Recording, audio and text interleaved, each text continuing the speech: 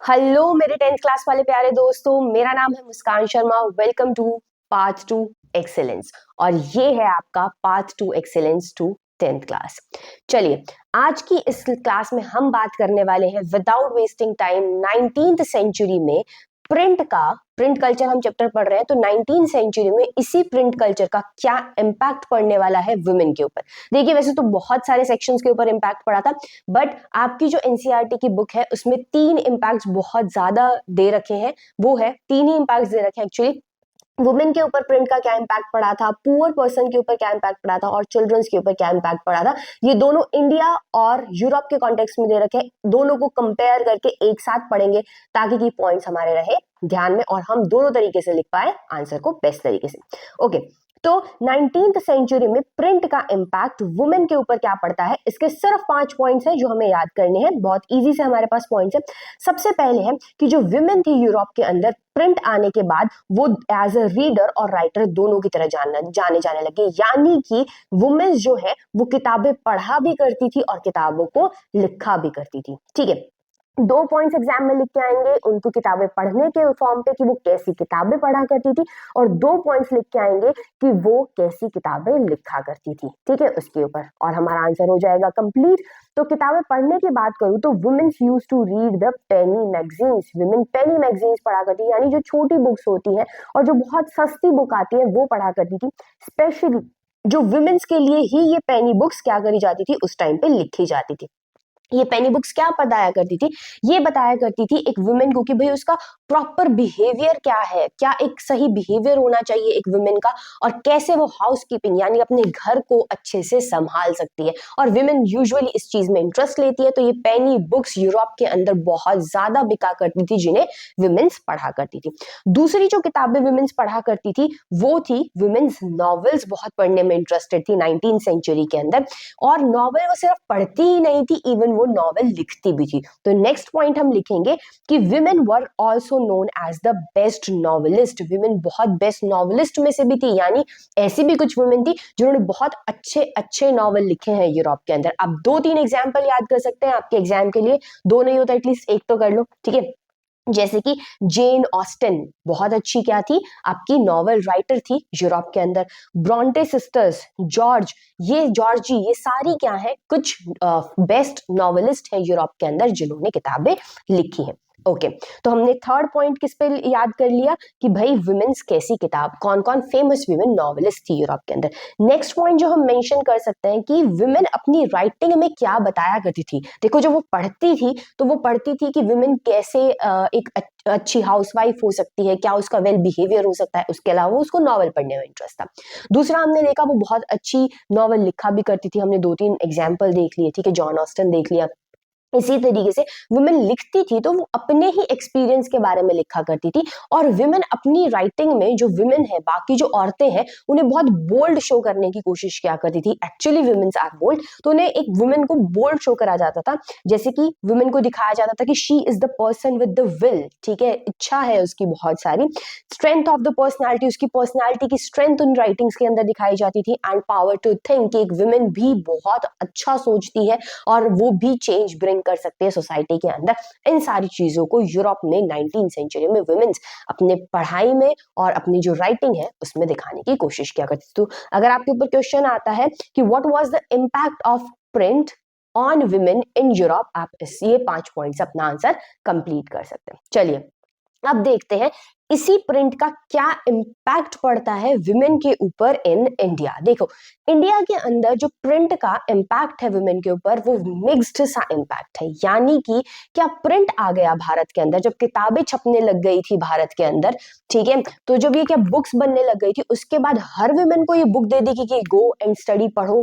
क्या सबको एनकरेज किया गया? नहीं, कुछ लोगों को एनकरेज किया जाता था और कुछ से ये किताबें बिल्कुल छुपा ली जाती थी कि आपको पढ़ने की जरूरत नहीं है। तो जिन्होंने इन बुक्स को पढ़ने के लिए एनकरेज किया उन्हें हम बोलेंगे लिबरल, जो लिबरल लोग हैं। ठीक है, अब लिबरल कौन है? मोस्टली हमारी ऑर्थोडॉक्स, हमारी कैसी सोसाइटी है, पेट्रियार्कल सोसाइटी है, तो मेल की ही बात करेंगे।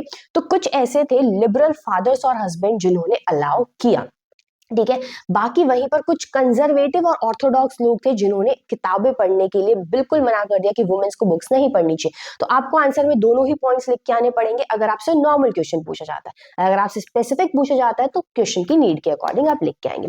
तो सबसे पहले देख लेते हैं 19th सेंचुरी में women and print, women reading increase in the middle class home. ठीक है, सबसे पहले देख लेते हैं हम बात किसकी करेंगे, लिबरल हस्बैंड्स एंड फादर्स की बात करके देख लेते हैं। तो liberal husbands and fathers, women जब स्कूल एस्टेब्लिश हुए वुमेन के लिए कहां पर, सिटीज के अंदर यानी शहरों के अंदर, टाउन्स के अंदर, मिड 19th सेंचुरी के अंदर। तो जो लिबरल हस्बैंड्स और फादर्स थे उन्होंने अपने घर की जो बेटियां हैं, बहुएं हैं, उन्हें पढ़ने के लिए अलाउ करा। They begin to educating their women, उन्होंने अपने यहाँ पे जितने भी महिलाएं थी उन्हें पढ़ने के लिए अलाउ करा। कहाँ पर जाती थी मैम वो पढ़ने, क्या वो घर पे ही पढ़ना अलाउ करा या उन्हें स्कूल जाना अलाउ करा? देखो वो घर पे भी पढ़ लेती थी और कुछ लोग उन्हें स्कूल्स भी भेजते थे। तो कई बार स्कूल भी भेजा जाता था और कई बार वो घर से भी पढ़ाई किया करती थी। बहुत सारे उस टाइम पे जर्नल्स लिखे गए, बहुत सारी किताबें लिखी गई कि why women should be educated, कि एक महिला को क्यों पढ़ाया जाना चाहिए ताकि कि ज्यादा से ज्यादा लोगों को एनकरेज किया जा सके। ओके अब अगर कोई वुमेन घर से पढ़ाई कर रही है, स्कूल जाके पढ़ाई नहीं कर रही है, तो ऐसी जो लर्निंग होती है उसको क्या बोलते हैं, होम बेस्ड स्कूलिंग, यानी जो स्कूलिंग घर से ही हो वैसी स्कूलिंग होती है। अब ऐसी स्कूलिंग के लिए आपको पता है सिलेबस भी अलग होना चाहिए और रीडिंग मटेरियल भी अलग होगा। तो ऐसी वुमेन्स के लिए जो घर से ही पढ़ाई करा करती थी, घर से ही स्कूलिंग करा करती थी, उनका सिलेबस और मटीरियल फिर से छापा जाने लग गया।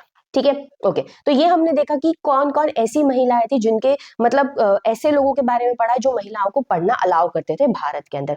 वहीं दूसरी ओर आपके कुछ ऐसे लोग भी हैं जिन्हें हम क्या बोलेंगे, कंजर्वेटिव्स बोलेंगे, जो बिल्कुल अलाउ नहीं करते थे वुमेन को पढ़ना, ना तो घर पे और ना ही बाहर। ठीक है, अब ऐसा नहीं है सिर्फ हिंदुओं के अंदर देखने को मिलेंगे या सिर्फ मुस्लिमों के अंदर देखने को मिलेंगे, ये आपको दोनों ही समुदाय के अंदर देखने को मिलेंगे। तो आपकी बुक के अंदर दोनों ही एग्जाम्पल दे रखे हैं। कंजर्वेटिव हिंदूज महिलाओं की पढ़ाई लिखाई के बारे में क्या सोचा करते थे और मुस्लिम क्या सोचा करते थे। देखिए ये एक पिक्चर दिखा रहा है कि यहाँ पे एक लेडी है व्हाइट साड़ी के अंदर, दूसरी किसके अंदर है, रेड साड़ी के अंदर है। यानी हमें पता है हमारी संस्कृति में व्हाइट साड़ी तब बोला जाता है जब कोई भी महिला विधवा हो जाती है, यानी विडो हो जाती है, उस टाइम पे बोला जाता है। और उस टाइम पे मैं आपको ये इसलिए बता रही हूँ, कंजर्वेटिव वुमेन्स को पढ़ने नहीं देते थे। क्यों नहीं पढ़ने देते थे? कंजर्वेटिव हिंदूज जो थे, जो रूढ़िवादी हिंदू है, वो ये सोचते थे literate girl would be widowed. अगर एक जो लड़की है उसे आप एजुकेट कर देंगे, अगर आप उसे पढ़ा देंगे तो वो विडो हो जाएगी, वो विधवा हो जाएगी। और अगर वो अनएजुकेटेड है तो कोई प्रॉब्लम नहीं है, तब उसकी लाइफ में सब सही चलेगा। हमें भी पता है ये बात गलत है। ठीक है, वहीं पे जो मुस्लिम है वो सोचते थे कि educated women corrupted by reading Urdu romance, यानी कि एक अगर वुमेन है, अगर आप उसे एजुकेट कर दोगे, उसे पढ़ा दोगे, तो वो करप्टेड हो जाएगी। करप्टेड मतलब वो बिल्कुल स्पॉइल हो जाएगी, खराब हो जाएगी। क्या करके?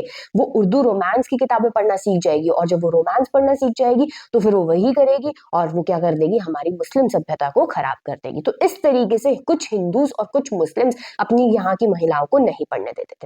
Okay okay, rebel women's डिफाइड, rebel women से उन्हें इग्नोर किया जाता था, उन्हें किसी ना किसी तरीके से सोशली पनिश किया जाता था। फॉर एग्जाम्पल अगर मैं बात करूं तो क्या इन लोगों की रोक लगाने के बाद क्या महिलाएं बिल्कुल ही नहीं पढ़ी? नहीं। एक एग्जाम्पल है और ये बहुत फेमस एग्जाम्पल है, आपको याद भी होना चाहिए, आपके एग्जाम में भी पूछा जा सकता है।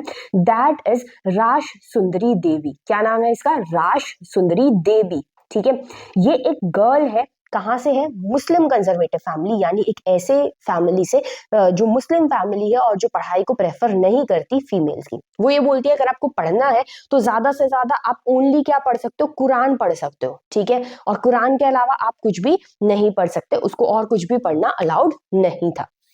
ठीक है, तो ये जो राश सुंदरी देवी है, इसकी शादी हो जाती है, उसके बाद शी लर्न टू रीड, ये पढ़ना और लिखना दोनों सीखती है। इसलिए नहीं बिकॉज आगे वाले सपोर्टिव थे, इसलिए सीख पाती है क्योंकि ये डिसाइड कर लेती है कि मैं चाहे मेरे को किचन में बैठ के, ये आपको किचन इसीलिए दिखा रहा है कि चाहे मेरे को किचन में बैठ के सिक्रेटिवली छुप के पढ़ना पड़े, लेकिन मैं पढ़ूंगी जरूर। ठीक है, तो राश सुंदरी देवी अपने बच्चों की किताबों से ऐसे पढ़ना शुरू करती है और सीख जाती है, और फाइनली जब वो पढ़ना सीख जाती है उर्दू, तो वो आखिरी में अपनी अपने लिए ही एक ऑटोबायोग्राफी लिखती है, अपने ही जीवन की कहानी लिखती है, जिसका नाम क्या है, जिसका नाम है अमर जुबान। तो ये बुक का नाम आपसे पूछा जा सकता है। इसने जब अपनी कहानी लिखी तो क्या लिखी, अमर जुबान। कब लिखी, 1876 के अंदर। ये पहली ऑटोबायोग्राफी थी कौन सी भाषा के अंदर, बंगाली भाषा के अंदर। ठीक है, तो ये समझ आया। राज बिहारी सुंदरी का आप एग्जाम्पल दे सकते हो, वुमेन्स का प्रिंट के ऊपर क्या इम्पैक्ट पड़ा भारत के अंदर। इसके बाद अगर मैं बात करूं तो और भी आपके पास एग्जाम्पल्स हैं, जैसे कि गिव मी अ मोमेंट, ठीक है, जैसे कि बंगाली वुमेन, बंगाल में जैसे सिर्फ एक राज बिहारी सुंदरी का ही हमारे पास एग्जाम्पल नहीं है। कैलाश बनी देवी, ठीक है, महाराष्ट्र की, ताराबाई बंगाल की, ताराबाई शिंदे महाराष्ट्र की, ये भी किताबें लिखा करती थी महिलाओं के एक्सपीरियंस के ऊपर कि भाई उन्होंने क्या एक्सपीरियंस किया भारत के अंदर। ठीक है, अब ये क्या लिखा करती थी अपनी किताबों में, जैसे हमने यूरोप में पढ़ा था ना, वुमेन क्या लिखा करती थी, वुमेन यूरोप में दिखाती थी कि भाई महिलाएं बहुत स्ट्रांग होती हैं। इसी तरीके से इंडिया की जो वुमेन है वो इंडिया की वुमेन के एक्सपीरियंसेस दिखाती थी कि कैसे महिलाओं को घर में इम्प्रिजन यानी कि कैद में रखा जाता है, कैसे वो इग्नोरेंस में रहते हैं, कैसे कोई उन पे ध्यान नहीं देता है, कैसे उन्हें डोमेस्टिक लेबर घर का ही काम करने के लिए फोर्स किया जाता है, कैसे उन्हें अनजस्टिसली ट्रीट किया जा रहा है, मतलब उनके साथ कोई न्याय नहीं किया जा रहा, उनके साथ अनजस्टिस किया जा रहा है। तो ऐसी बहुत सी किताबें लिखी गई वुमेन के बारे में। वुमेन के जैसे इश्यूज कौन कौन से हैं, वुमेन की एजुकेशन, विडोहुड, फिर से उनकी रीमैरिज, ये सारे के सारे मुद्दों को वुमेन्स अपनी किताबों के अंदर लिखती थी। ठीक है, इवन इसके अलावा आपको पता है बहुत सी वुमेन्स क्या पढ़ती हैं, किताबें पढ़ती है फैशन के ऊपर, घर को कैसे मैनेज करना है, तो इस पे भी बहुत सारी किताबें लिखी जाती थी। इसमें एक बहुत इंपॉर्टेंट एग्जाम्पल, इस बुक का आप नाम जरूर याद रखेंगे, राम चड्डा। ठीक है, राम चड्डा ने एक किताब लिखी थी जिस किताब का नाम है आपका स्त्री धर्म विचार। क्या नाम है, स्त्री धर्म विचार। एक मेल है और उन्होंने स्त्री का धर्म क्या है यानी एक फीमेल का धर्म क्या है उसके ऊपर अपने विचार लिखे हुए हैं। इस बुक में उन्होंने बताया है कि कैसे एक वाइफ ऑबिडेंट वाइफ हो सकती है, कैसे एक औरत आज्ञाकारी वाइफ बन सकती है। ठीक है, तो उसके बारे में बताया। इवन कुछ ऐसी बुक शॉप्स भी थी यानी पब्लिकेशंस भी थी, जैसे कि बाटला पब्लिकेशन, जो मोस्टली वुमेन के लिए ही लिखती थी और जो वुमेन के लिए जो बुक्स है उनको घर घर तक पेडलर्स के थ्रू पहुंचाने का काम करती थी। तो this is all about your impact of print culture on women, की भाई विमेन के ऊपर प्रिंट कल्चर का क्या इम्पैक्ट पड़ता है।